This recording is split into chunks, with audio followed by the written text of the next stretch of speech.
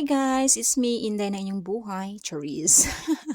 Ayun guys, sa daming ulam dito sa Reels, na-miss ko tuloy yung sayuti na may sardinas. Ayun. Nung namalengke ako, bumili talaga agad ako ng sayuti. Ayun, parang mura talaga sa Pinas. Mahal talaga siya dito. Wag na nating i-compare. Basta makakain tayo. Pera naman nila yan, di ba? May mga amo kasi na sabihin nila na kumain ka ng mga Philippine foods hanggang sa gusto mo, charot. Kung gusto mo, magluto ka. Wala namang problema sa mga amo ko. Yun, bumili din ako ng 2 sardinas. Shout out dyan sa Youngstown. Bumili din ako ng tuyo para, alam nyo na, masarap yung kainan pag may tuyo. Lalo na pag may suka na sausawan. Ayun. Pero hindi ako mahilig sa maanghang. Pagkadating ko talaga sa bahay, niluto ko talaga agad siya para may ulam ko siya sa lunch. Ayan na. Yan yung paraan ko sa pagluto. Depende na lang talaga sa atin yan.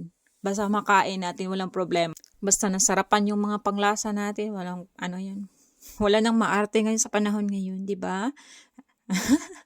Ayun, niluto ko na din yung tuyo para masarap yung kainan. Tara guys, kainin na tayo. Thank you for watching guys. Bye-bye.